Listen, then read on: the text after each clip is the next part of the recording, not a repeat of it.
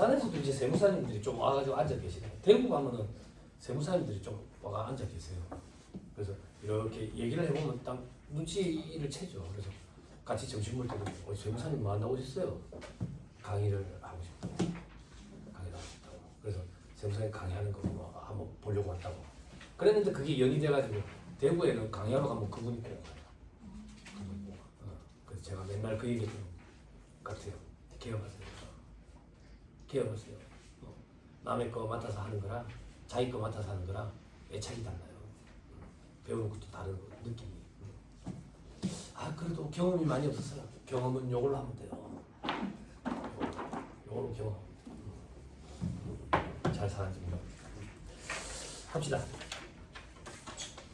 87페이지 소득금액 조정 학회표라고 돼 있어요.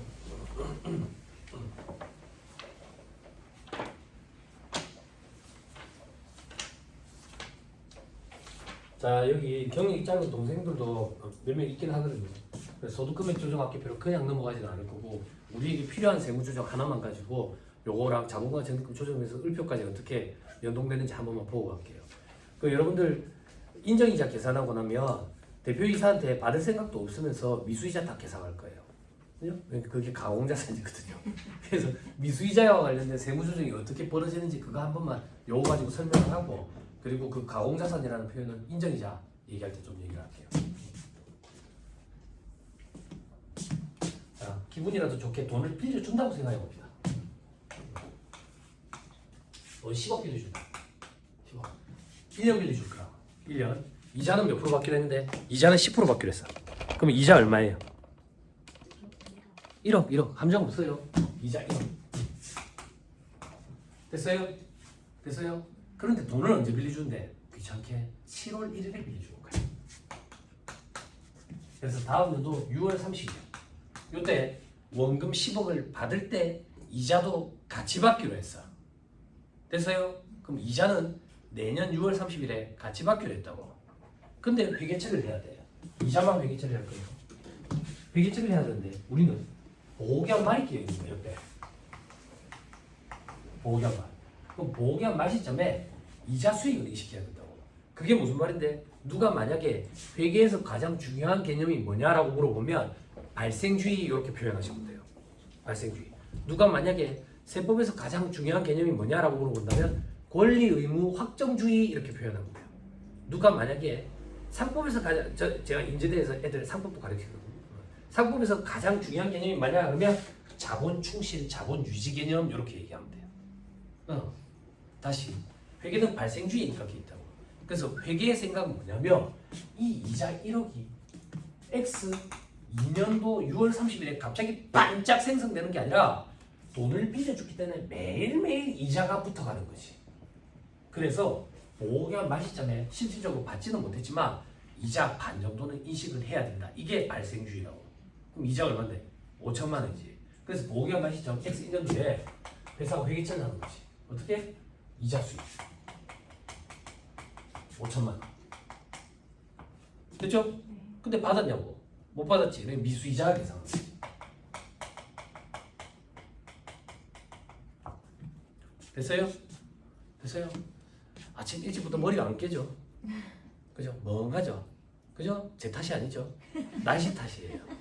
그죠? 아니요.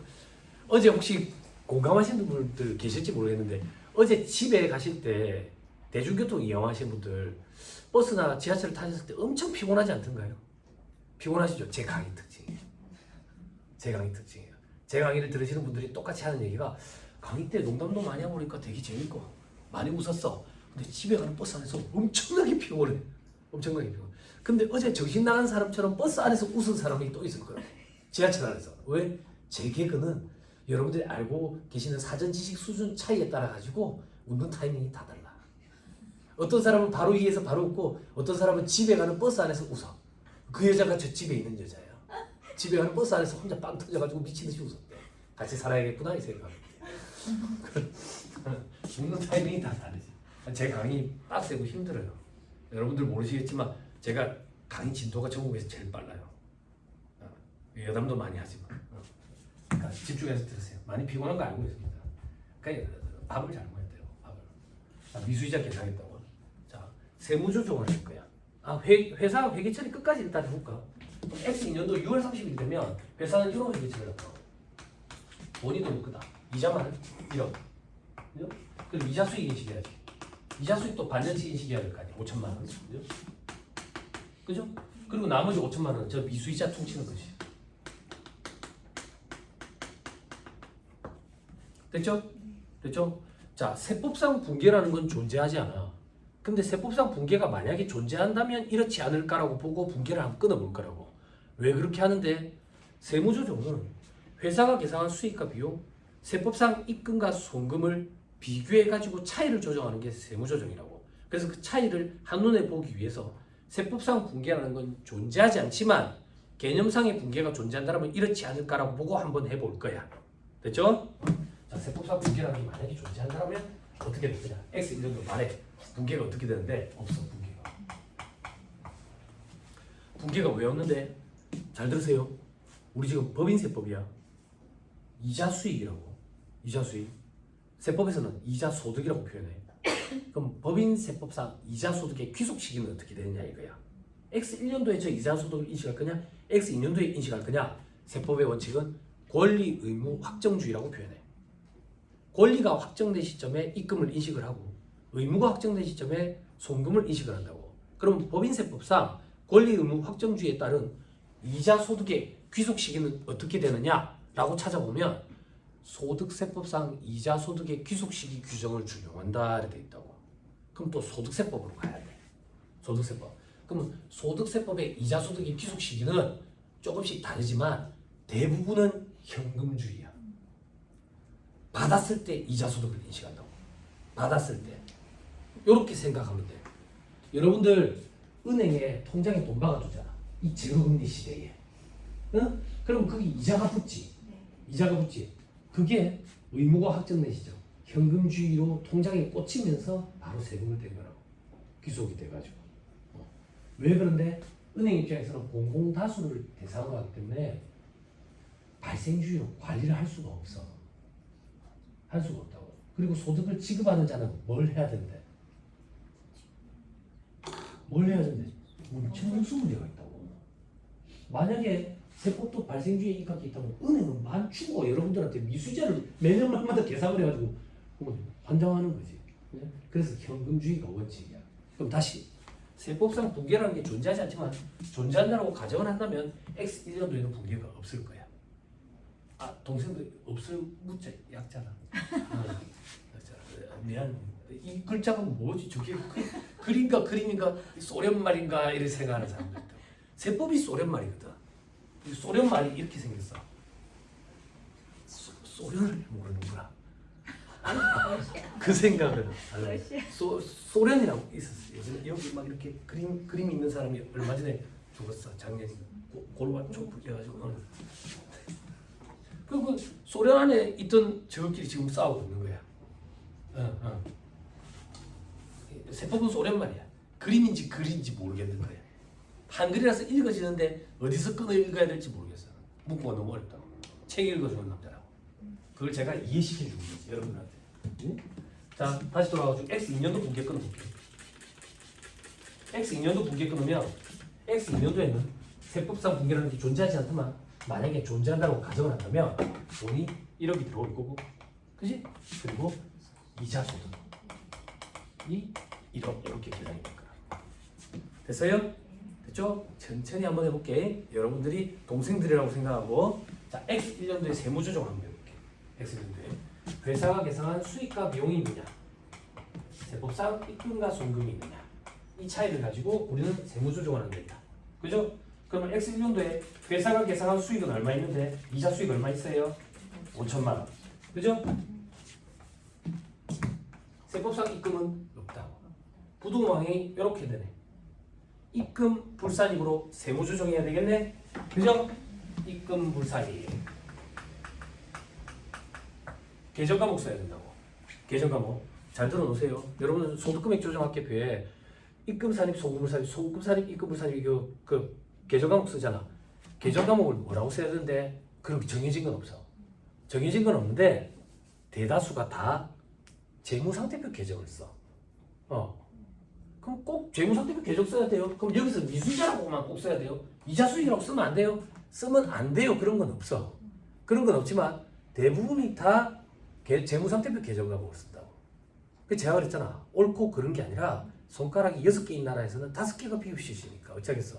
이해 가능성이라는 것 차원에서 외부의 투자자들이 봤을 때 이해 가능성이 높아지려면 다른 데서 많이 쓰는 걸 쓰는 게 낫지. 이렇게 생각하면 돼. 동생들 봐봐. 동생들은 그런 걸 의무수호한다고. 이 회사에서 차를 요번에 한 대 샀어. 그럼 여러분들 계정 과목 차량 운반부에다가 달지. 왜 그렇게 해야 돼? 또 차 이렇게 달면 안 돼? 아니 괜히 쓰잘데기 없이 사가지고 돈 만들어가는 차 이렇게 하면 안 돼? 할 수 있어. 계정 과목에 자 이렇게 굴려보면 저 밑에 회사 설정 계정 과목이라고 있는데 그걸 클릭하면 글자를 칠 수 있다고. 거기에 괜히 쓰잘데기 없이 사가지고 돈 만들어가는 차 이렇게 하면 괜히 쓰잘데기 없이 사가지고 돈 만들어가는 차라는 계정 과목이 생겨. 부끄럽잖아. 안 그래? 그런 게 이해 가능성 차원이라고. 이해 가능성 차원. 그래서 다들 많이들 쓰는 걸 쓰면 돼. 재무상태표 계정 과목을 제일 많이 써요. 대부분 다. 저도 그걸 쓸게. 미수이자. 여태까지 했던 거는요. 올해부터 한번 조금 바꿔 가보세요. 응? 근데 바꾸면 을표 조금 주의해야 돼. 작년 거 불러왔을 때 계정 과목이 조금 다를 수도 있으니까 그거 조금 조정해주고. 을표가 되게 민감하니까 스페이스바 하나만 먹어도 다른 계정 과목으로 인식해버리니까. 미수이자 5천만 원. 자, 송금산의 입금불산에서 올 수 있는 소득처분 두 가지. 회계와 세법의 차이가 회사 내부에 남아서 자산 부채의 차이를 일으키면 마이너스 유보. 그게 아니면 빈칸으로 냅두이니까 기타. 회사는 미수이자라는 자산을 잡아놨는데 세법으로는 그런 자산 잡으면 안 돼. 자산의 차이가 있네. 마이너스 유보. 됐어요? 안 어렵죠? 그래서 여러분들 관심 없는 거 알아요. 관심 없는 이유가 여러분들 법인세 등 기타 사유유축 끝. 근데 올해 이런 세부 조정이 꼭 생길 거예요. 여러분들 관리하시는 그 업체. 그렇죠? 자, 다음 노트로 넘어갈게요. 또 세부 조정 한번 해보자. 회사가 계산한 수익과 비용이 있느냐? 세법상 입금과 송금이 있느냐? 회사가 계산한 수익은 5천만 원. 세법상 입금은 1억. 됐죠? 부두보항에 이렇죠. 입금 산입으로 세무 조정해야 되겠네. 그죠? 입금 산입. 미수이자 5천만 원. 입금 산입, 송금을 산입에서 올 수 있는 소득처분 크게 세 가지. 돈이 밖으로 빠져나간 게 있느냐? 사회유출. 돈이 밖으로 빠져나간 게 없어. 차이가 없다고. 그럼 회사 내부에 남아서 자산과 부채의 차이를 일으키냐? 회사는 지금 이 자산을 없앴는데 세법상은 자산 없애면 안 돼. 유보 이렇게 한다고. 그러고 보니까 작년에 입금불산이 마이너스 유보라고 부동호 방향이 마이너스였던 이 세무조정 사항이 다음 연도에 플러스 유보로 반대의 세무조정을 거쳐서 퉁쳐서 없어져 버렸다고. 이걸 추인이라고 표현해. 법률 용어야. 법률 용어는 꼭 기억해야 돼. 추인 이렇게 표현한다고. 추인. 이걸 왜 기억해야 되냐면 여러분들이 세무조정을 할 때 소득금액 조정학교표에 이 마이너스 유보는 마이너스 유보에 유보 발생으로 넣어야 돼. 요거는 유보 감소로 넣어야 되고 그래야지 자본가 정금 조정에서 을표에서 조정이 돼요. 그게 법에 정해져 있습니까? 법에 정해져 있는 그런 게 아니라 우리가 쓰는 더 좋다는 더조 세무사를 사랑한다더라 세무사랑 프로라는 프로그램과 우리의 약속이야. 우리가 그 약속을 지켜주면 프로그램이 번거로운 걸 대신해 주는데 그 약속이라고. 그 약속. 그러니까 우리가 이 약속을 모르면 안 지키면 우리가 번거로워지는 거지. 법적으로 뭐 잘못됐다 그런 얘기가 아니라. 응? 그래서 프로그램 사용법도 전혀 모르는 건 안 되지. 근데 여러분들 경력이 많으신 언니들은 알아요. 거기 사무실에 수습 세무사가 있었는지 모르겠습니다. 수습 세무사들 오면 금방 5년 차만큼 따라해요. 일을 수습 기간 5개월 지나면 5년 차만큼 일을 해요. 5년 차. 그 이유가 세법 공부가 돼 있어서 그렇거든요. 프로그램 사용법은 금방 숙지한다고. 그럼 여러분들도 프로그램 사용법이 아니라 세법 공부를 해야 되겠다는 이제 방향 딱 생기죠. 그런 방향 감각도 없으면 여기 앉아 있으면 안 되죠. 제가 보세요. 됐죠? 추인된다고. 그럼 요걸 가지고 소득금액 조정학계표 한번 작성해 볼 거예요. 소득금액 조정. 여러분들은 87페이지에 있어요. 저만 쓸게. 다 소득금액 조정학계표. 소득금액 그거 한번 써봐. 자 왼쪽에 보면 입금산입 소금부산입, 오른쪽에 보면 소금산입 입금부산입 이렇게 돼 있죠. 그죠? 자 X 1년도 세무조정사항 한번 써볼게. X 1년도 세무조정사항. 입금부산입 소금산입이지. 오른쪽 벽편에다가 쓰겠지. 계정 과목에는 미수이자 쓰시고 그 옆에 금액에 5천만 원. 빨리 써봐요. 언니들도 심심하잖아. 여기 책에 들어있지. 다른 사람이. 여러분 세법책은 절대 후배들한테 물리주면 안 돼요. 알죠? 세법책은 매년 사야 돼. 계속 바뀌기 때문에. 써보세요. 5천만 원. 5천. 예. 5천만 원. 다 한글로 5천만 원이라고 쓰셨네. 숫자로 쓰시는 역시 언니는 달라. 동생들은 정선이 칸이 모자란데요? 칸이 모자란데요? 여기 한번 써봐. 뭐 칸이 모자란데요? 한다고. 이게 한 칸에 공이 3개씩 들어가야 돼. 공을 1개씩 쓰면 안 돼. 아니 이거 지금 언니 되게 어이없다 하는데 동생도 그렇게 한다니까. 정말 그래요. 사변 대변이라는 용어 자체에 사람이 싫어. 그러니까 우리가 이 책을 본 적이 없더라도 주어들은 게 상당한 거예요. 됐죠? 됐죠? 자, 그 다음 연도예요. 다음 연도에는 이런 세무 조정을 해야 되겠죠. 물론 소득금액 조정 합계표 이제 세 표에다가 해야 되는데 우린 지금 한 장밖에 없으니까 중간에 이렇게 구분해가지고 다음 연도 걸 한번 작성해 볼게요. 다음 연도는 입금 산입해 볼 거지. 미수이자 5천만 원 유보 써보세요. 요거는 실질적으로 같이 안 나오는 거예요. 그죠? 실무적으로 한 개만 있고 한 개는 내년에 있고. 그죠? 그죠? 됐죠? 역시 달라. 역시 저거 지금 자극적인 빨간색으로 많이 해놨어. 그죠? 제 이름은 쓰지 마세요. 그죠? 자, 칠판 봐봐. 제가 설명드리고 싶은 얘기는 뭐냐면 동생들은 이 유보가 추인되는 개념이 참 생소하거든. 이렇게 생각하면 돼. 우리 지금 X1년과 X2년으로 과세기간을 나눠놨지. 왜? 법인세법은 사업전도가 1년을 초과하지 않는 범위 내에서 선택 적용하도록 돼 있거든. 근데 만약에 예를 들어서 요게 한 개 사업연도라고 한번 가정해봐. 머릿속으로. 한 개 사업연도면 회계랑 세법의 차이가 발생하지 않아. 그치? 그럼 결론적으로 유보나 마이너스 유보라는 거는 사업연도를 1년 단위로 구분했기 때문에 발생되는 잠깐 생긴 차이라고. 그래서 이걸 회계에서는 일시적 차이라고 표현해요. 유보나 마이너스 유보를. 그럼 다시 동생들 잠깐 생긴 일시적 차이네. 그럼 얘는 분명히 차기 이후에 반대의 세무조정을 거쳐서 소멸, 추인하게 된다고. 지금 우리는 운이 좋아서 다음 연도에 바로 추인됐지. 이게 100년 뒤가 될 수도 있다고. 그래서 우리는 100년 뒤가 되면 우리가 먼저 죽잖아. 그치? 그래서 유보나 마이너스 유보는 나중에 소멸, 추인될 거니까 별도의 표에다가 모아놔놓고 관리를 해. 그 표의 이름이 자본금과 적립금 조정에서 을표인 거야. 응? 그러니까 세무조정 사항 중에 소득금액 조정합계표에 소득처분의 유보, 마이너스 유보 얘들만 자본금과 적립금 조정에서 을표로 간다고. 우리 그런 거 해본 적 없는데요. 프로그램에 그게 로직이 걸려 있어가지고 지가 알아서 물고 오는 거야. 그럼 우리는 그걸 잘 물고 왔는지 검토를 할 줄 알아야지. 프로그램이 그걸 안 해줬으면 우리가 거기 가서 손으로 써야 돼. 세무조정이 잘못됐네. 화이트를 한 번 더 떼고 손으로 쓰고 화이트를 한 번 더 떼고 손으로 쓰고 그러다 보니까 종이가 찢어져가지고 가위로 잘라가지고 풀로 붙여가지고 손으로 쓰고 그런 시절이 있었지요. 그죠? 그런 시절을 생각하면 지금 참 감사하지요. 그죠? 안 그래요?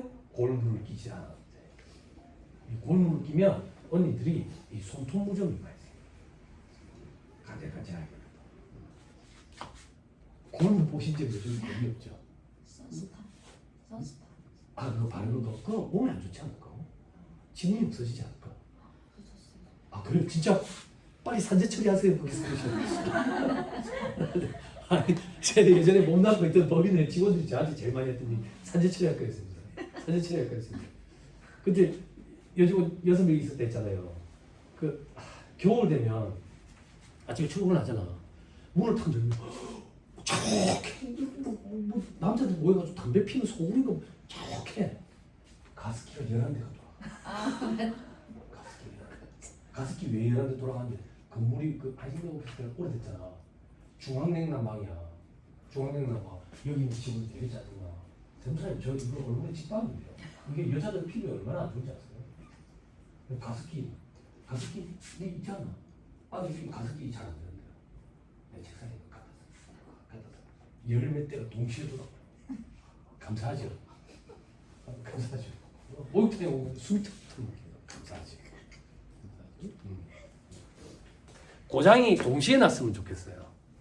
그래 동시에 같이 사주지. 그죠? 여기만 고장이 났어요. 그 사주죠? 그러면 이제 이 동생하고 하루 종일 덜덜 볶이는 거예요. 응? 그리고 저도 덜덜 볶이죠. 저는 안 사주세요. 고장이 났잖아. 그럼 저도 사주세요. 네. 감사합니다. 그리고 여러분 세무사 사무실에 몇 년 전에 불 난 거 기억나죠? 그 성금도 한번 보험했었죠. 그 건물주가 그 화재보험 가입 안 해가지고 불 시발점이 그 세무사 사무실이었어. 3층인가 2층인가 있는데 주말에. 네? 뭐 정확히 모르겠는데 그러니까 고데기 조심해야 돼. 고데기 책상 밑에 2개씩 이렇게 넣어놓고 있고 그렇다고. 왜 알잖아. 경력 많으시잖아.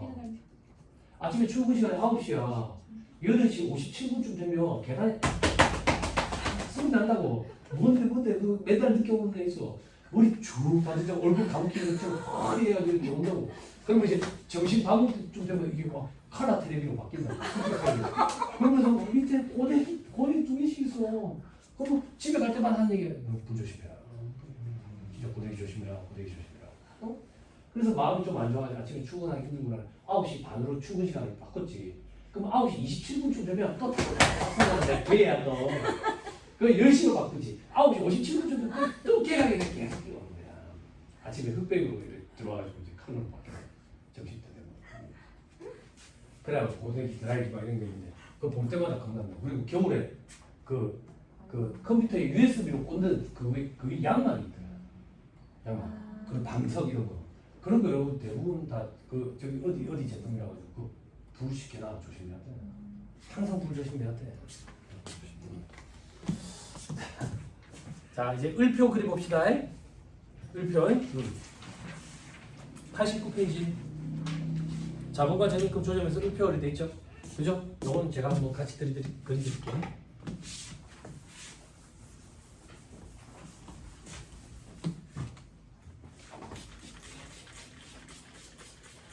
이름 뿌리니까 미스트 같다, 그죠? 예전에 수습 밟을 때 옆에 짝지 누님이랑 엄청 친했는데 누님도 막 세무사님이라고 엄청 친했는데 그 누님이 결제만 받고 오면 얼굴에 미스트를 너무 뿌리던 거야. 제 입에 막 들어와. 그래서 누님이 뭡니까? 이러면 옆에 보면 울고 있는 거야. 깨져가지고 결제 받을 때 깨져가지고 제가 보면 이제 부끄러울까 봐 막 우는 거야. 결국엔 그만뒀어요. 결국엔 그만두고 저기 서면에 사미연 맞은편에서 이 작가의 집 하는데 만족도가 더 높다면서 꼬치구이랑 맥주 생맥주 팔아. 잘 됐으면 좋겠어. 자본과 적립금 조정에서 을표 이렇게 생겼어요. 자 과목 기초, 감소, 증가, 기말. 과목의 미수이자 한번 써보세요 여러분. 자 X 1년도 거부터 기초에 없었고 감소도 없고 증가하는 거야. 증가가 뭐냐면 뭔가 발생한 거지. 유보가 발생했다고. 근데 그 발생한 유보가 마이너스 유보인 거야. 아까 얼마였지? 5,000원. 그죠? 그럼 기말에 이렇게 된다. 됐어요? 자 그리고 X 2년도가 돼. X 2년도가 돼가지고 여러분들이 자본과 적립금 조정에서 을표에 가가지고 전년도 자료 불러오기 하잖아요. 불러오기 하면 요게 다음 년도에 이렇게 불러와져요. 미수이자. 기초에 5천만 원. 이렇게. 됐어요? 그리고 올해 소득금액 조정학기표에 세무조정 유보 감소로 집어넣잖아요. 감소로 집어넣고 을표에 가가지고 불러오기 하면 여기에 얘가 온다고. 감소해. 이렇게 안 하고 여러분들이 유보 발생을 클릭해버리면 여기에 미수이자라는 계좌금이 또 한 개 더 생겨버린다고. 네, 그것 때문에 좀 주의하시라 그 얘기예요. 을표를 꼭 확인해 봐야 돼. 그러면 기말이죠.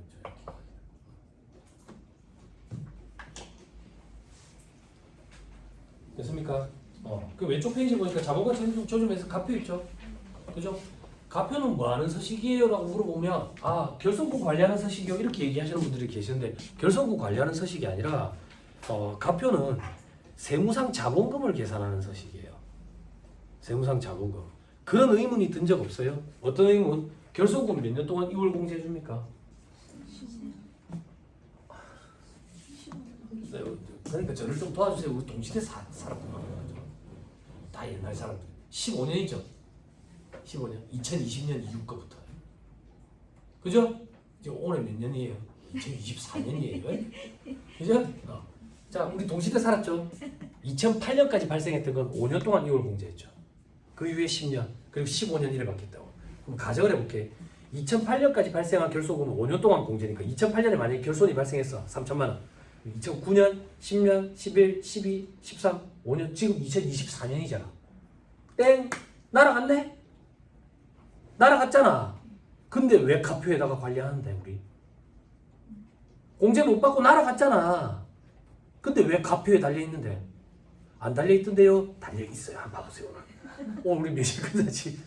오늘 6시 끝나면 야근하러 가셔야 될 거 아니에요? 오늘 무슨 요리지? 불금이잖아. 야근하는 날. 그래가지고 불금에 저녁 6시 넘어가지고 사무실에 가면 불이 다 꺼져 있을 거예요. 불을 딱 켜면 발바닥에 뭐가 탁 걸려요. 그 책이 세무조정 계산서예요. 그걸 주워가지고 뒤에서부터 봐야 돼요. 뒤에서부터. 앞에서부터 보면 그 감가상각비 명세서가 이만큼 끼어 있어가지고 귀찮아요. 뒤에서부터 이렇게 보면 을표 있고 그 앞에 가표 있어요. 가표에 결손금이 공제기간이 지났는데도 불구하고 달려있는 것들이 있다고. 왜 달려있냐 그 얘기예요. 청산소득에 대한 법인세 계산할 때 빼주거든요. 그래서 달려있고 달아놔야 되는 거예요. 자, 이렇게 조금만 생각해 보세요. 법인세를 계산을 할 때, 각사는 소득에 대한 법인세를 계산할 때 가장 합리적으로 법인세를 계산하는 방법은 생각해봐요. 법인 설립 등기일부터 나중에 폐업해가지고 청산까지 맞춰서 자진세서가에 확정이 됐어. 이때까지 벌어들인 소득을 전부 다 합쳐가지고 세금 떼주면 가장 합리적으로 법인세를 계산할 수 있는 방법이 될 거라고. 근데 우리는 이렇게 계산 안 하는 거야. 왜 이렇게 계산 안 하는데? 사업주가 요거 전날이 되면 중국으로 가는 배편을 알아보거든. 떼인다고. 그래서 우리는 기간 단위 해가지고 1년 단위로 끊어놨지. 그럼 봐봐. 요때 결손이 발생했대. 가장 합리적으로 하면 퉁치니까 결손이 반영이 되겠지. 근데 우리는 매년 단위로 신고 결산을 하다 보니까 결손이 발생했는데 이 결손에 대해서 공제 기한을 정해놔가지고 공제 기한 내에 공제를 못 받으면 날아간대. 그러면 불합리한 거 아니냐 이거야. 다 퉁쳤을 때는 결손이 반영이 되는데 1년 단위로 하다 보니까 예전껏 결손을 공제 못 받으면 불합리하잖아. 그걸 청산소득에 대한 법인세 계산할 때 빼줘요. 그래서 달아놔야 되는 거예요. 됐죠? 달아놔야 돼요. 그리고 하나만 더 얘기할게요. 이런 말 하면 좀 조심스러운데 뭐 하도 옛날이니까 이제 뭐 없었던 사실도 아니고.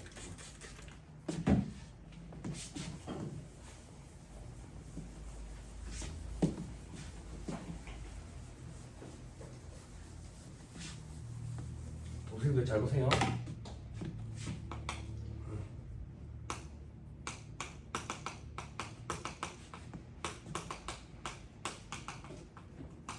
너무 길게 했네. 자, 요때 결손이 발생했어. 만약에 3천만 원 결손이 발생했어. 3천만 원 결손이 발생했어. 2023년에 플러스로 돌아섰어. 그리고 2024년 올해인데 플러스야. 자, 올해 거 결산해. 세무조정 계산서 작성한다고. 그럼 오늘은 며칠인데 2025년에 3월 중이야. 3월 중이라고. 그런데 요 업체를 제가 외부조정 업체를 새로 수임을 했거든. 새로 수임을 했어. 근데 세무조정 계산서를 보는데 자본과 재능금 조정에서 가표에 이때 이월 결손금이 있는 거야. 그게 무슨 말인데? 다음 연도에 공제를 안 받은 거지. 이게 돼, 안 돼? 공제를 안 받아도 돼, 안 돼? 안 돼? 돼? 안 돼요, 돼요, 돼요, 돼요, 돼요, 안 돼요, 돼요, 안 돼요. 돼요, 안 돼요? 아, 둘 중에 하나밖에 없잖아. 남들이 했을 때 너 할 줄 알았지. 물론 나만 틀렸겠지만 혹시 하나 다 틀리고 나만 맞췄어. 제가 보이센들한테 하는 얘기가 있고 보이센들이 공부 기간이 길다 보니까 자기들끼리 자꾸 친해지지 말한다. 왜? 친해져가지고 같이 쓰다가 같이 학교 가면 짜릿할 것 같이 다 떨어지고 나만 학교에 짜릿하다. 그리고 다 같이 학교 가는 그런 일은 존재하지도 않아. 다 같이 떨어지는 일. 그래서 전 선생에 모이는 일. 그런 일은 발생하지. 그런 일. 안 돼, 저렇게. 안 돼. 선택권 이런 게 없어. 강제 공개라고. 강제 공개. 그런데 저기 달려있는 거야. 월급쟁이를 했을 때 외부 조정 업체. 그래서 업체 회계팀장한테 연락을 했지. 회계팀장한테 연락을 했는데 회계팀장이 그러는 거야. 아, 세무사님 그거 알고 있습니다. 알고 있습니다. 아니, 걱정 안 하셔도 됩니다. 아, 우리 당장 그 공제받고 싶은 생각이 없어가지고 놔둬놓은 거야. 올해도 공제받을 생각 없다고. 팀장이 경력이 어떻게 되신대요? 15년, 18년 되셨는데 어디 계셨어요? 회계팀하고 계속 있어요. 강제 공개라고. 잘못된 거야. 잘못된 거야. 그래서 그렇게 얘기해 줬더니 그렇게 얘기한 거야. 예전 세무사님 아무 얘기 안 하시는데. 그럼 저희가 뭐라고 얘기하는데 제 이름은 장병호지 예전이 아닌데. 남마의 비즈니스 내 알바인데. 싸워보시는 겁니다. 강제 공개입니다. 그럼 봐봐. 그럼 이거 경정 청구해야 되겠지. 3천만 원 결손. 경정 청구하면 봐봐. 결손 3천만 원만큼 퉁쳐지지. 그렇지? 20% 구간에 있었다고 가정해봐. 그러면 얼마야 세금이? 아, 회계 사무실 또 사실 계산기 있어야 돼요. 이거 이 정도는 암산한데? 20%는 20은 곱하면 안 되고 0.1을 곱해야 돼. 아, 이런 거 어떻게 가능해요? 내가 산수 가르쳐 본 적이 없어. 이런 게 너무 난감해. 20%는 20은 곱하면 안 돼. 0.1 곱 600만 원이잖아. 600만 원 방금 떠오잖아. 좋아, 안 좋아? 좋지?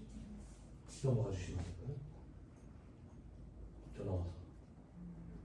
또 그때부터 피땀을 나눠야 되는 거예요. 분명히 말씀드렸습니다. 세무사에 딱 나오면 통화하고 연락드릴게요. 나중에 연락해서. 네, 어떻게 되셨어요? 그냥 이렇게 하기로 했어요.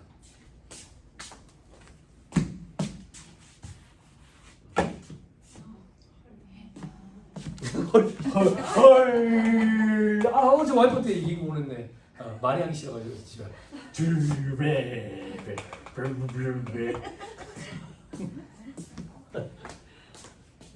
그러니까 인사고과 영향이 있을까 봐요. 깨질까봐. 그래서 항상 필담을 안 해야 돼. 카톡 안 하면 안 돼. 네이트는 안 하면 안 돼. 캡처 다 끊어야 돼. 그리고 그 다음에 이제 계약했지. 그렇게 몇 개 다. 너나 A생에 다오는 중에 방송에 너하는 게 어디 와갖고 이러네. 바로 잡아주면 안 좋아하더라. 강제공제예요. 동생들 착각하면 안 돼요.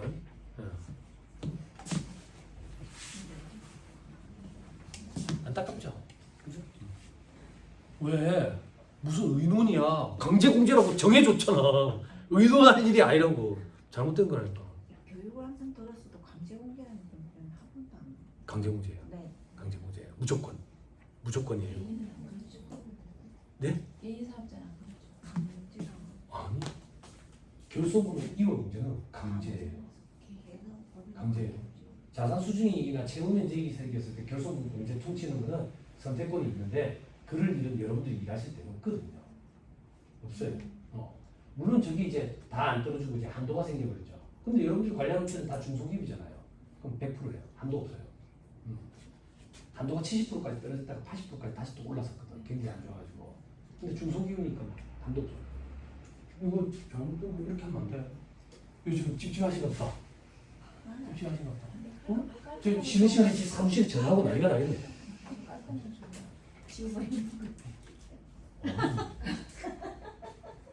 오너 입장에 감사해봐. 오너 입장에. 그럼 이 직원 당장 자르지 않을까? 그래? 지가 결재권자가 된 거랑 마찬가지죠. 응? 회계 사무실에 오너들이 제일 싫어하는 직원이 어떤 직원인지 알아요? 그래서 사장한테 전화해서 깎아줬죠. 그럼 오너 입장에서는 얘가 얼마 받기로 했는지 알 수가 없어요. 1년, 1년 반, 2년 이렇게 수수료가 밀렸다고. 근데 직원이 전화해가지고 사장님, 세무사님한테 얘기해가지고 얼마 정도로 이렇게 깎아드릴 테니까 그것만 하시죠. 그렇게 하기로 했으면 얘가 100만 원 받게 되는지 200만 원 받게 되는지 세무사는 알 바가 없어요. 그런 경우가 있더라고요. 근데 이런 거. 그러면 안 돼요. 의사결정장 해야지.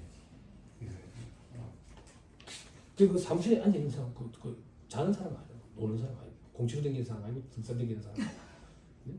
그 외의 시간에 계속 열심히 일을 할 거예요. 저도 그랬어요. 총각일 때 어디 갈 데도 없고 그러니까 사무실에 밤마다 있었거든요. 밤마다. 요직원들이 맨날 물어보는 거예요. 세무사님 어제도 새벽까지 사무실에 계셨나 보네요. 왜? 아니 밤마다 도대체 뭐 하세요? 그 농담을 뭐랬냐 뭐 하기는 우결 본다 우결. 진짜 우결 먹을 줄 알더라고. 진짜 농담을 그랬는데. 저는 커피 종이컵에 먹거든. 처음에 월급쟁이로 그 법인에 부임했을 때 거기 사무장님이 아버지 뻘인데 저를 3번이나 찾아오셨어. 너무 감사해가지고 그거 갔다고. 그때 제가 사무장님한테 하나도 안 물어봤다고. 거기 가려고 마음먹은 계기가 사무장님 커피 어떻게 드세요? 물어보니까 뭘 어떻게 먹기는요? 제가 타 먹죠. 알겠습니다. 할게요. 직장 생활할 때 커피 타는 게 너무 싫었어. 4년 만에 들어온 공채라고 여자 동기랑 저랑 이렇게 둘이 들어갔는데 얘가 맨날 커피 타고 있는 거야. 얘는 이사팀이고 저는 기획팀인데 기획팀에 손님이 왔는데 커피를 타는 거예요. 아니 수현 씨 맨날 커피 타는 거 충분하나? 이랬는데 여직원들끼리 병수가 수현 씨한테 커피 타는 거 충분하냐고 얘기했대. 또 서울 사람들 나 부산 토백이니까 또 억양이 좀 세잖아. 내가 어디서 얘기하고 있으면 뭐 화가 난 거라. 그래서 그게 또 완전 소문이 나가지고 매장된 거야. 병수가 여직원한테 그렇게 얘기해. 커피 타라고 그래서 땡기자고 그랬지. 그렇게 자꾸 퍼지는 거야. 그러는 거야. 그래서 나는 그런 뜻이 아닌데 그래서 그 당시에 3정인가 3일인가 그랬어요. 회의에 가서 하는데 그때 이 공부를 해야 되겠구나 싶었던 게 27살, 28살 먹은 애들이 이래 들어오는 거야. 이래 들어오는데 우리 전문님 옆에 가서 이러고 있는 거야. 그리고 오늘 손님이 들어오 있으니까 회계사님 들어오 있으니까 저기 때 이제 중국집 가자 해가지고 돌리면서 먹는데 말 같지도 않은 개그를 하면서 다 같이 하하하 듣는 거야. 좀 그렇다 이 생각을 했어. 그래서 그날 회의를 하니까 11명 기획팀이랑 거기 회계 감사 오신 분들이랑 커피를 제가 타서 들고 왔거든요. 11사람들 타고 있는데 탕비실에 타고 있는데 안 그래도 또 수현 씨 동기가 또 온 거야. 병지 도와줄까요? 아니 수현 씨 인사팀에 손님 오면 타라. 여기 우리 팀 손님이다 이가. 타서 들고 들어갔는데 그때 우리 팀장이 했던 얘기가 아직도 기억이 나. 팀장이 뭐라고 얘기했냐면 영호야 왜 네가 커피 들고 들어오는 여직원 없냐? 그런 조직이구나. 뭐 임원들 장모상이 났는데 전라도까지 가가지고 거기서 서빙하고 있었어. 조상집. 그 엄청 옛날 조직이었어. 화면가는 느낌. 근데 커피 그래서 되게 싫었는데 여기 월급쟁이 왔는데 아침에 우렁각시가 있는 거야. 저는 뭔가 책을 보거나 집중하기 전에 준비하는데 좀 오래 걸려요. 옥상에 올라가서 담배를 피우고 그리고 손 좀 씻고 손을 잘 씻어요. 스트레스가 좀 날아가니까 손 씻으면. 그리고 커피 한 잔 해가지고 앉아가지고 일을 해. 책상에 은근히 생기거리라도 깔끔을 떨어가 책상에 아무것도 없는 걸 좋아해. 이러는데 담배 피우고 내가 책상에 사기잔에 커피가 있어. 커피가 있어. 뭐지? 여기 손님 왔는데 타다가 한 잔 탔는가? 먹었는데 정말 또 있어. 이 우렁각시가 내가 담배 피러 가기만 기다리는 것 같아. 담배 피러 가면 딱 차려놓는 거지. 절대 발각되지 않아. 그래서 사장님, 이 사장님, 이거 커피 이거 뭐예요? 그러니까 왜요? 아니 이거 커피 뭐냐고요? 왜 입에 안 맞으세요? 맛이 없어. 왜요, 선생님? 난 둘, 셋, 셋인데 둘, 셋, 둘이라고. 설탕이 한 개가 모질러. 그럼 앞으로 그렇게 타락하게 안 타지 마십시오. 내 입에 밖에 내가 타게볼게. 하지 마세요. 그래 그다음부터 종이컵을 타먹으니까 난리가 난 거야. 선생님 종이컵 드시지 마세요. 왜? 환경부분이 와서 빨리 죽는데요. 하루 먼저 죽겠죠. 하루 먼저 죽을래요? 죽을래요. 이제 주말에 오면 종이컵이 이만큼 쌓여있으니까 또 생각이 또 와가지고 또 밤늦게까지 무결을 만들겠다 이런 생각. 근데 요즘에 컴퓨터라고 시키는 데 없죠? 그죠? 제가 법인에 있을 때 저도 제 건수가 있었을 거 아니에요. 그죠? 그때 제 거래처 사회 오면 제가 탔는데 같이 먹자고. 탈 때 귀찮잖아. 사회만 타도 난 안 탄다고. 사회는 혼자 먹기 뻘쭘하잖아. 다음 타달라는 소리 하지. 그리고 요즘에 컴퓨터 안 먹는다고. 물 한 잔 달라야지. 그리고 사무실 오지도 않아. 제가 가는 것도 안 좋아해. 안 좋아해. 응? 빈손으로 오기 그렇지. 내가 가면 뭐라도 대접해야 될 것 같지. 서로 불편해. 서로. 그럼 거래처 사장한테 고마움을 표현할 때 어떤 좋은 방법이 있는데 요즘에 그 기프티콘인가 그거 기가 막혀. 그거 참 좋아. 그거 참 좋아. 어디 강의하러 갈 때 신호대기에 딱 걸리는데 왼쪽에 보니까 거래처야. 신호대기 상태에서 그 기프티콘인가 그거 뭐 하는 거야. 커피 2잔. 뭐예요? 거래처가 보여가지고 보냈어요. 그게 기분이 엄청 좋아. 아침에 그런 걸 받으면 나도 기분이 좋고. 그게 참 부담 없더라고. 대상이 완전 바뀌었죠. 그죠? 이제 깨어나세요. 헐질백 여기서 이제 벗어나세요. 이게 언제예요? 한 10년 안 됐어요? 한 10년. 이 동생들 이게 무슨 말인지도 몰라요. 강제예요. 강제 놓치면 안 돼요. 2008년까지 발생분은 5년. 그 이유는 10년. 2020년 거부터는 15년. 자, 우리 법적 증빙 몇 년간 보관해야 돼요? 5년 보관 의무죠. 근데 우리 2월 교섭금 공제 때문에 일반적으로 좀 오래 보관하죠. 그래서 교섭금 2월 공제 때문에 11년 보관, 이제 15년이니까 16년 보관? 쓰레기를 16년 동안 갖고 있어야죠. 응? 그렇지, 전해가지고 쓰레기 좀 갖고 가세요. 뭐 쓰레기 우리한테 주지 마세요. 서로 싫어하지. 예? 근데 요즘엔 전산이 잘 돼 있지. 그렇지만 아마 저랑 비슷하신 분들 계실 거예요. 제가 세무사 바닥에서 젊은 편이지만 아직도 저는 결제 볼 때 페이퍼가 익숙하거든. 그렇다고 전자세금계산서까지 출력하는 사람은 아니에요. 그렇진 않지만 페이퍼가 좀 익숙해서 좀 모아두는 공간이 필요하긴 하죠. 이게 참 희한해요. 화면으로 봤을 때 잘 안 보여요. 페이퍼 봤을 때 끄떡끄떡하시네. 동시대를 사. 자, 넘어갑니다. 그 정도 보시고요. 90페이지 한번 봐보세요. 소득 자료에서 어제 얘기했던 거, 요거. 그죠? 됐죠? 넘어갑니다. 사유출 처분과 원천 징수도 있는데 경정 결정에 의한 소득 처분도 돼 있는데 이건 넘어가고요. 세무조사 때니까 우리 많이 보는 거는 93페이지. 법인세 신고 수정 신고에 의한 소득 처분도 돼 있죠. 그죠? 요거는 뭔데? 자, 이제 인정이자 얘기를 할 거예요.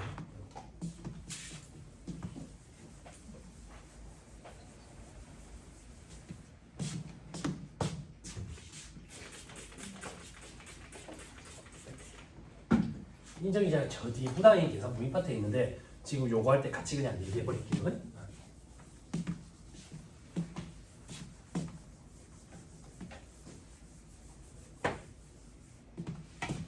제일 많이 일어나는 일로 합시다. 그냥 대표이사 가지금 얘기합시다. 그죠? 자, 법인이야.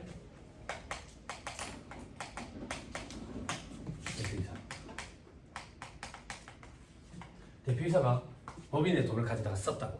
그러면 법인이라는 하나의 인격체가 대표이사라는 하나의 인격체한테 돈을 빌려준 걸로 처리한댔지.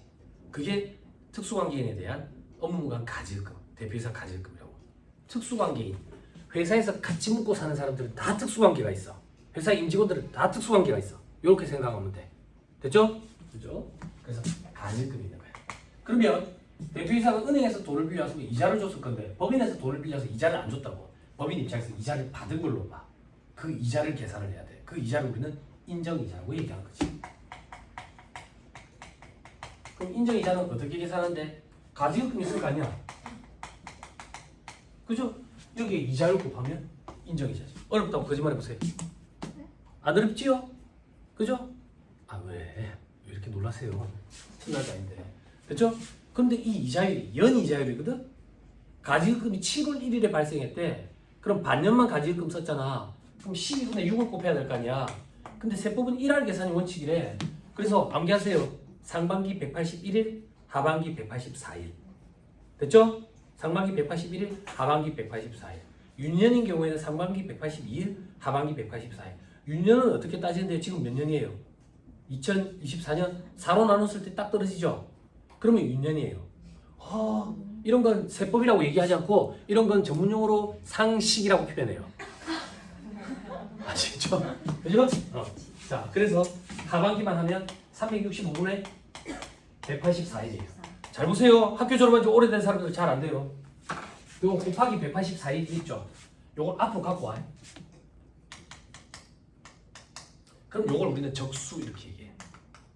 이거 어떻게 강의해야 되는지 모르겠는데 이 곱하기 184가 앞으로 가면 여기가 0이 아니라 여기에 1이 남아.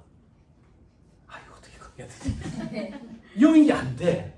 그게 희한하지. 암기하세요. 1이 남아. 그래서 뒤에 365분의 1을 곱하는 거야. 여기 인정이잖아. 됐어요? 됐어요? 그때 이 이자율이 가중평균 차입 이자율이 원칙이야.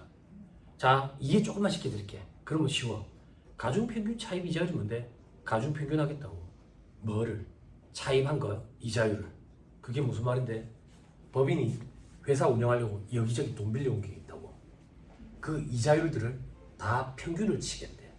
그런데 그 이자율들을 다 더해서 개수로 나누면 산수평균, 너무 무식한 방법이라고. 그래서 가중치를 좀 줘가지고 평균을 계산하겠다. 그게 가중평균이야. 가중평균. 그럼 왜 가중평균을 치는데? 그 평균되는 이자율만큼 이자를 받은 걸로 보자라고 보는 거야. 그래서 가중평균을 치는 거야. 그런데 이걸 적용을 못하겠대. 혹은 없대. 그러면 여러분들이 좋아하시는 당좌대출 이자율을 쓰는 거야. 됐나요? 됐어요? 자, 여러분들이 많이 하는 이 당좌대출 이자율 요걸로 할게. 요걸로 계산을 했더니 가정할게. 100만 원이 나왔다. 100만 원이 나왔다. 그러면 저 인정이자 100만 원 나온 걸 무조건 입금 산입하느냐? 아니, 안 그래. 회사가 계산한 이자 수익과 비교를 한다고. 회사가 계산한 이자 수익. 회사가 이자 수익을 얼마를 잡았는데 가정하는 거야.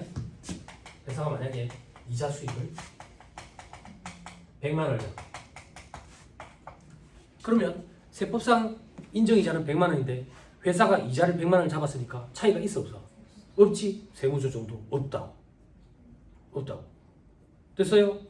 차이가 있대요. 그럼 세무조정 해야 되겠네.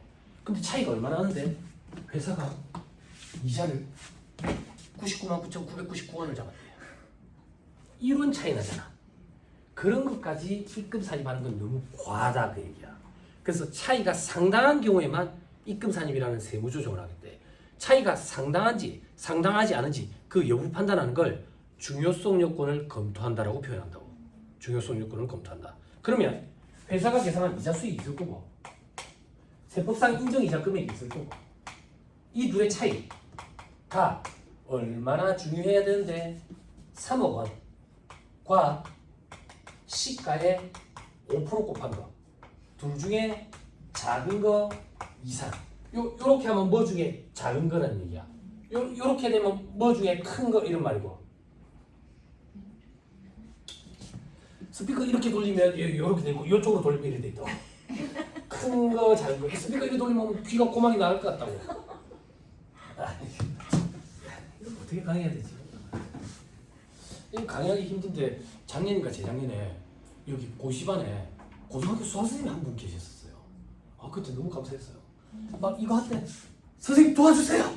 이거 어떻게 강의해야 돼요? 막 이랬던 기억이 나는데 포기하고 가셨죠. 다양하게 있어요. 예전에 의사 선생님 부부도 오셨어요. 의사 선생님 부부가 세무사 공부를 왜 안 왔을까? 추측해봐. 화면에 내가 걸리면 안 돼. 애기 사무실에 좀 돈이 아까운 게 이 소리는 작게 할 필요 없잖아. 저는 좀 작게 해야 돼. 안 들어가겠지. 안 그래? 근데 사모님 포기하고 안 오시더라고. 의사분. 그리고 아저씨도 안 오더라고. 이게 사람 마음이 참 간사한 게 안 돼. 저도 이 시험 합격할 때 만나는 사람이 있었는데 요거 2차 시험 준비할 때 가서 홍기가 꽉 차가지고 홍기가 꽉 차가지고 그래가지고 동차 합격을 못하고 유예로 합격을 했거든. 그랬더니 내년까지 생각을 안 해봤대.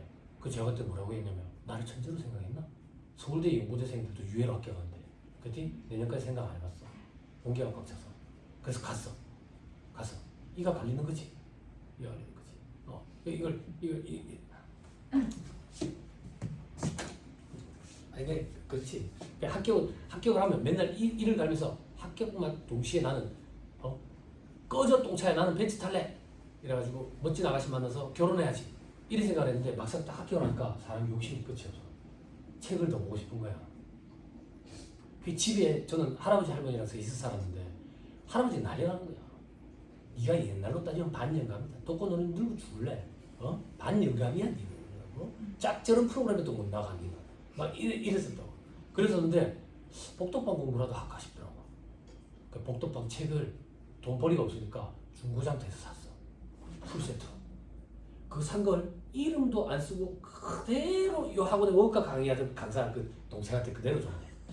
이 사람이 자격증 하나 따니까 이게 간사해지더라고. 안 돼서 책이 안 빠지더라고요. 자, 그래서 3억원과 시가 5% 둘 중에 작은 거 이상이면 차이가 상당한 거야. 예를 들어 볼게. 회사가 이자 수익을 40만 원만 잡았대. 40만 원? 그럼 회사가 잡은 건 40만 원. 세법상 인정이자는 100만 원. 차이는 60만 원. 잘 봐봐. 3억 원 혹은 시가의 5% 이상은. 이때 시가가 뭐냐 이거야. 이 시가는 인정이자 계산한 금액 100만 원을 얘기하는 거야. 됐어요? 이 중요성 요건 검토도 서식에서 지가 해줘. 지가 해줘. 근데 제가 이걸 보여주는 이유는 뭐냐면 조금만 봐봐. 언니들이 계시니까. 부당행위 계산 부인 파트에 이 인정이자가 있거든. 다시 부당행위 계산 부인 파트에 있다고. 부당행위 계산 부인이 뭔데? 너그 둘 사이에 짜고 치는 고스톱에 의한, 즉 부당한 행위로 인한 계산 금액을 부인하겠대. 다시 너그 둘 사이에 짜고 치는 고스톱에 의한 계산 금액을 부인하겠대. 그럼 그 금액을 부인하면 뭘로 계산할 건데? 세법에 나와 있는 금액으로 너그 둘 사이에 일어나는 세부담 문제를 다시 재계산하겠대. 그래서 부당행위 계산 부인의 소제목이 소득금액 재계산 이렇게 돼 있다고. 그러면 어떤 금액이 세법에 나와 있는 금액인데? 시가야, 시가. 제일 간단한 예로 이거야. 저가 양도, 고가 매입. 저가 양도가 뭔데? 싸게 팔았다는 얘기지. 고가 매입이 뭔데? 비싸게 사왔다는 얘기지. 잘 봐봐. 장사하는 놈이 싸게 팔았다고 바보냐 이거야. 바보가 아니더라 이거예요. 그럼 뭔데? 도둑놈이더라 그 얘기야. 왜? 둘이서 짜고 치는 고스톱. 특수관계가 있는 거야. 세부담을 감추려고 일부러 매매 계약서의 금액을 낮춰 잡은 거야. 낮춰 잡은 거야. 그러면 10억짜리 지금 시가가 10억인데 이걸 특수관계인한테 4억에 팔았대. 그러면 세법은 4억이라는 금액을 무시하고, 즉 너그 둘 사이의 거래의 사법상 법률 효과를 무시하는 게 아니라 거래는 인정하는데 4억에 거래했다는 걸 무시하고 세법에 나와 있는 시가 10억으로 거래를 했을 때 너가 세금이 어떻게 되는지 다시 계산하겠다. 요게 부당행위 계산 부인이야. 그 부당행위 계산 부인 중에 한 가지가 금전을 무상으로 대부하거나 저리로 대부한 경우, 돈을 공짜로 빌려주거나 낮은 이자율로 빌려준 경우. 실판. 돈을 공짜로 빌려주거나 낮은 이자율로 빌려준 경우, 거기에 해당 사항이 있기 때문에 부당행위 계산 부인 파트에 걸려서 인정이자라는 걸 계산하는 거야. 돼요? 그러면 이 인정이자라는 계산 산식에 의한 그 금액 100만 원이 법인세법에서 말하는 시가가 되는 거야. 그래서 이 시가와 너가 거래한 금액의 비교. 됐어요? 극단적으로 할게요. 현업에서 일어나는 일. 여러분들은 이런 걸 안 달지요? 그죠? 그럼 100만 원 차이니까 입금사비 시키는 거예요.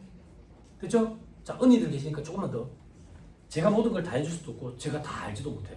그럼 현업에서 다양한 케이스 직면했을 때 여러분들이 찾아봐야 될 거 아니야.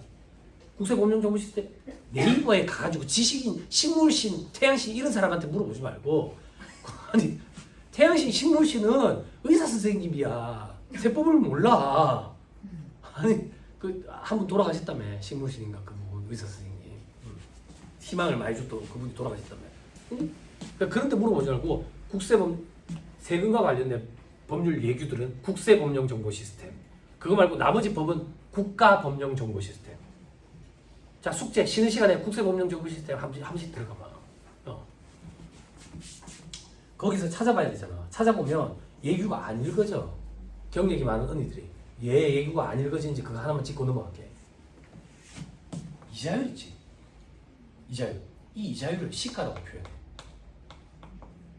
부당이익 계산부 이 파트에 인정이자 계산하는 파트에서는 이 이자율을 시가라고 표현한다고. 그래서 이자율은 시가평가가 원칙이다. 그때 원칙은 가중평균 차입 이자율이고 당좌대출 이자율을 선택할 수 있다. 이렇게 돼 있다고. 그러면 예규를 읽었을 때 시가 이런 말이 나오니까 이 시가를 얘기하는 거지. 이 시가를 얘기하는 거지. 막 헷갈리는 거야. 그러니까 요 파트만 시가가 두 가지 다 시가라고 표현해. 그러니까 요걸 알고 있으면 예규가 잘 읽어질 거예요. 됐죠?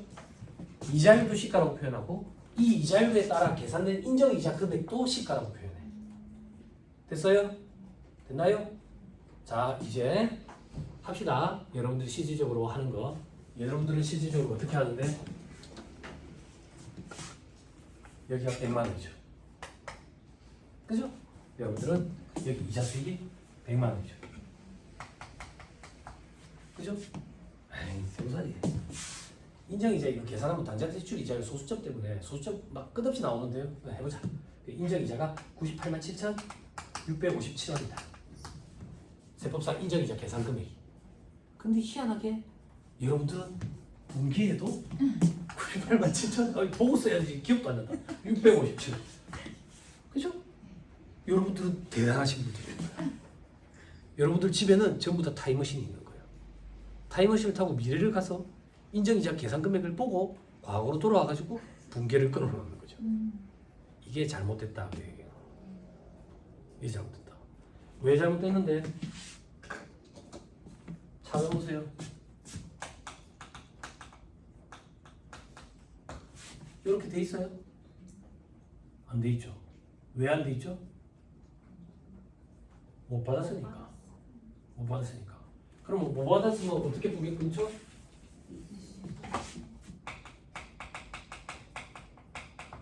자, 미수자 이렇게 분계 끊죠. 자, 여러분들한테 이거 하나만 물어볼게요. 받을 생각은 있어요? 네. 아, 있어요? 없지요. 없는데 달아났죠. 이게 가공자산이에요. 이렇게 하면 안 돼요. 이렇게 하면 안 돼요. 어떤 문제가 생기는지 볼게요.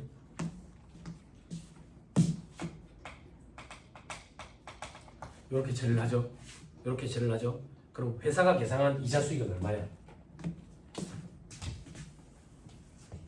회사가 계산한 이자 수익은 98만 7,657원. 그죠? 아니에요. 아니에요. 왜 아닌데? 여러분들은 대표이사한테 가직금이 나갈 때 대표이사한테 가직금이라는 게 대표이사한테 돈 빌려준 거잖아. 돈을 빌려줄 때 금전 대차 계약서 이런 거 쓴 적 있어요? 이자 언제 받기로요? 그런 약정한 적 있어요? 이자율 몇 프로 적용하기로 약정한 적 있어요? 없죠? 약정이 없는 거예요. 약정이 없다고. 약정이 없는데 회사가 미수이자를 계상하죠. 세법에서는 이걸 가공자산으로 봐버려요. 그럼 가공자산으로 보면 세무조정을 어떻게 하는데 자산을 줄이는 세무조정을 해야 돼. 자산을 늘리는 세무조정은 입금산이, 자산을 줄이는 세무조정은 송금산이. 미수이자 마이너스이고. 그렇죠? 그러면 인정이자는 어떻게 할 건데 회사가 계산한 이자 수익과 비교하는데 저 미수이자는 가공자산이라서 부인시켜버려서 회사가 계산한 건 없다고 이제. 그럼 다시 입금산이 된다고. 입금산이 인정이자 987 어쩌고 저쩌고 4년 이래 되는 거지. 됐어요? 근데 여러분들은 이렇게 안 한다고. 여러분들은 어떻게 하는데 미수이자 계산하고 이 세무조정 안 하지. 그리고 이 세무조정도 안 하지. 그 말인즉슨 이 미수이자가 인정이 된다는 얘기야. 미수이자가 인정이 된다는 얘기는 약정이 있다는 얘기라고. 이게 잘못된 거야. 약정이 없는데 지금 저렇게 하고 있으니까. 약간 있는 걸로 보고. 됐어요? 됐어요? 그랬더니 그 저기 이제 판례가 있어요. 예규가 있어요. 예규에 뭐라고 되어 있냐? 미수자를 달아놨는데 1년을 기다렸는데도 미수자가 안 없어지더라. 왜 안 없어지는데? 받지를 못하니까. 그래서 예규에 보면 미수자 1년 내에 받지 못하면 이거 전부 다 입금 상일 상해 처분하겠대. 의지의 한국인 아니에요? 여러분들은 유대인도 길들이기, 유대인 다음으로 길들이기 힘든 한민족의 후예잖아. 그죠? 그래서 여러분들은 어떻게 하죠? 이걸 현금 입금, 현금 처리. 그죠? 그래요, 안 그래요? 그죠? 그리고 현금을 없애면서 다시 가전금이라고 없죠? 그죠? 그죠? 이렇게 처리하죠? 그죠? 지금 저 조세 심판례가 있어요. 2019년 심판례. 2019년 심판례에 뭐라고 돼 있냐면 현금 회수 처리했는데 실질적으로 회수된 게 입증이 안 되면 입금사실 상해 처분한다고 돼 있어요. 이것도 안 되는 거예요. 안 돼요. 이렇게 하면 안 돼요. 그러면 직원분들이 물어보더라고. 지 혼자 되게 깨끗한 척하고 있네. 그럼 니는 어떻게 한대? 가질금 없나? 인정이자 없나? 있죠. 있죠. 그럼 뭐 금전대 기차 계약서 다 써란다. 어떻게 다 써놔? 돈은 지 맘대로 막 갖다 썼다가 들어왔다고 막 이래 샀는데 통장에 보면 사람 이름만 적혀 있는 것도 있는데 그거 내역 파악 안 된대. 그럼 다 가질금이지 뭐. 안 그래? 안 되지. 들어오고 나가고 막 빈번한데. 그럼 니는 어떻게 한대? 외부 조정업체 제가 관리하는 업체가 있을 거 아니에요. 처음 외부 조정업체 수임했더니 12월 정도 되니까 연락이 와. 경리 담당자가.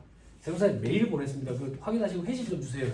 어떤 메일입니까? 그러니까 가질금 내역 보냈습니다.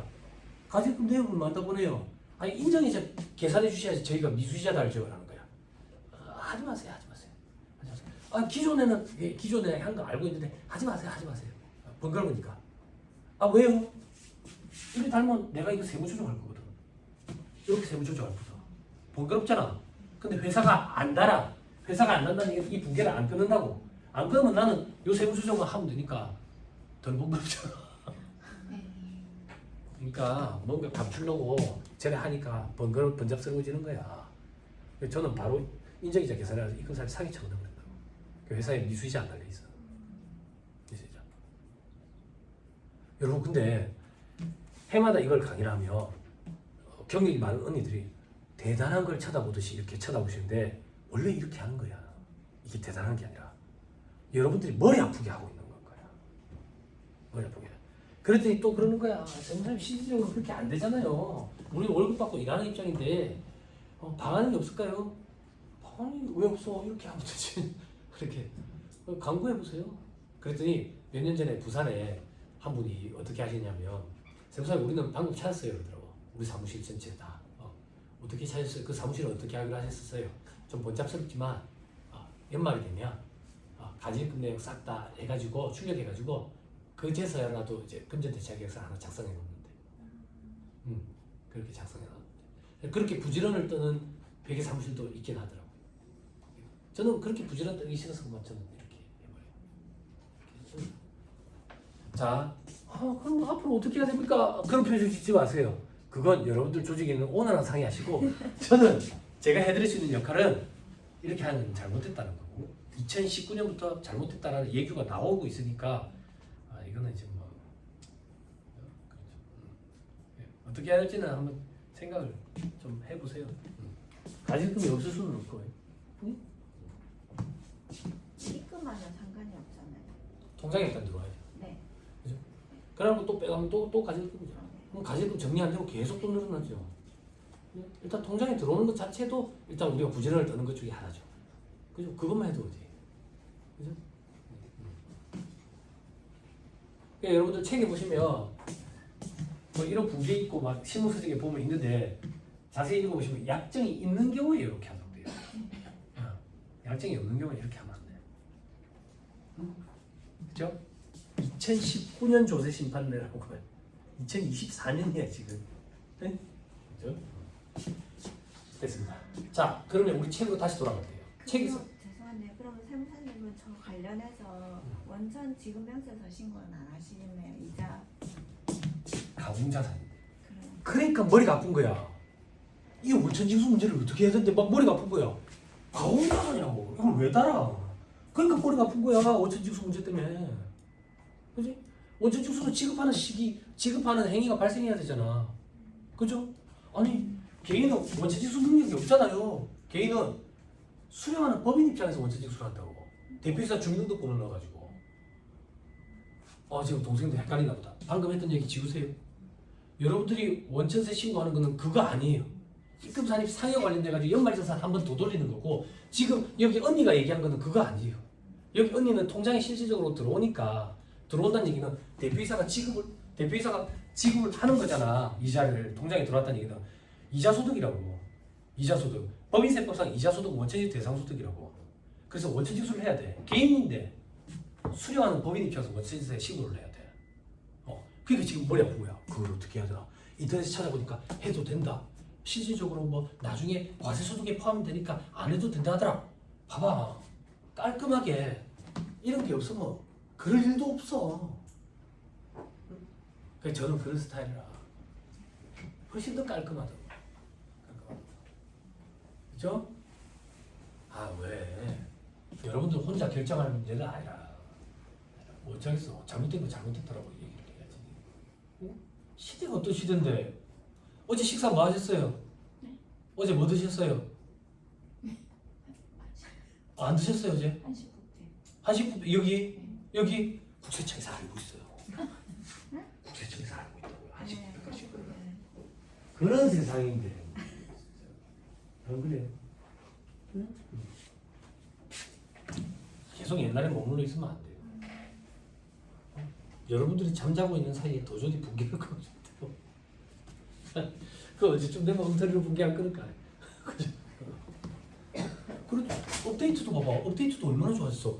어디 예전에 기억나는 우리 네오 플러스, 아이 플러스 쓸 때 그 저기 서버 컴퓨터에 가서 막내가 업데이트 시킬 때 언니들 업데이트 좀 할게요. 그럼 언니들이 다 키보드에 손을 냈다고. 손을 내고 업데이트. 그러면 저쪽에 언니가 나 잠깐만 내가 급하고 있는데 조금 이따 해라 막 이러고 그랬다고. 근데 요즘엔 그런 것도 없잖아. 세상이 어떠시든지 이렇게 하는 게 안 돼. 자, 우리 책이 필요한 걸로 돌아갈게요. 요까지만 하고 싶게요. 안식도 알고 있어요. 그러면 입금산입 상해 처분했잖아. 입금산입 상해 처분했으면 이 상해는 근로소득이라고. 근로소득. 대표적인 근로소득이라고. 그러면 근로소득세 신고를 해야 되잖아. 이 근로소득이 언제 기속이 되느냐 이거야. 작년에 기속된다고. 세법에는 작년에는 안 돼 있고 근로제공인이 속하는 사업연도라고 돼 있다고. 근로제공일은 작년이거든. 오늘은 며칠인데 지금 법인세 신고를 대비하고 있으니까 2025년 3월이야. 3월. 아하. 2025년 3월에 법인세 신고를 하다 보니까 입금산입 상해 처분한 게 있고, 이건 대표자의 근로소득인데 2024년의 근로소득이네. 그럼 2024년의 근로소득은 마무리 다 지었다고. 언제? 2025년 2월분 급여를 지급할 때 연말정산이 끝나버렸어. 그런데 소득이 틀어진 거지. 그래서 연말정산을 한 번 더 돌려야 되는 거야. 원천세 신고를 하고. 원천세 신고라는 것은 원천징수한 금액을 다음 달 10일까지 소득을 지급하는 자가 지급하는 행위가 발생할 때 세금을 떼다가 다음 달 10일까지 신고하는 게 원천세 신고야. 그런데 이 인정상여 금액은 대표이사한테 지급하는 행위라는 게 발생하지 않아. 지급하는 행위가 발생할 때 세금을 떼다가 다음 달 10일까지 신고하는 게 원천세 신고인데, 지급하는 행위가 발생하지 않으니까 원천세 신고를 도대체 언제 해야 되느냐 이거야. 그래서 요날 지급한 걸로 봐버리자. 지급 시기 의제 혹은 원천징수 시기 특례 이렇게 표현하는 거야. 여러분 칠판 세법에 의제라는 말이 있고 간주라는 말이 있는데 같은 말이야. 추정이라는 말이 있는데 이건 다르고. 의제와 간주는 뭐로 본다 그 얘기야. 뭐로 본다. 뭐로 보면 반증을 갖다 대서 뒤집어 엎을 수가 없어. 그래서 여러분들이 간주 임대료로 본다 그 얘기야. 그러면 조금만 더 해보자. 그 임대료 보면 뭐 어쩌겠다는 얘기인데 과세하겠다는 얘기야. 간주 공급으로 보겠다 그 얘기야. 그 공급으로 보면 뭐 어쩌겠다는 얘기인데 부가세 과세하겠다 그 얘기야. 그런데 우리가 상식적으로 생각할 때는 공급이 아니야. 그래서 세법에서 공급으로 간주하는 거지. 상식적으로 생각했을 때 임대료가 아니야. 그래서 세법에서 임대료로 간주하는 거지. 공급시기 의제, 혹은 아까 원천지수시기 특례, 지급시기 의제. 우리가 상식적으로 생각할 때 지급시기가 아니야. 세법에서 지급시기로 지급한 걸로 보자계획이라고. 그 지급한 걸로 보는 날짜가 법인세 신고 기한이야. 3월 31일. 그날 돈을 준 걸로 보고 다음 달 10일, 4월 10일까지 원천세 신고를 하는 거예요. 돼요? 안 돼요? 돼요? 돼도 안 되고 안 돼도 안 되고. 어제는 첫날이니까 안 되고 오늘은 마지막 날이니까 계속 하고. 자, 기억이 남기로 합시다. 지난주에는 안 했는데 잠깐 쉬는 시간 가지고 나서 원천징수 얘기 조금 할게요. 무슨 얘기 조금 합시다. 표정을 보니까 조금 해야 될 것 같아요. 잠깐 쉬었다 하시죠.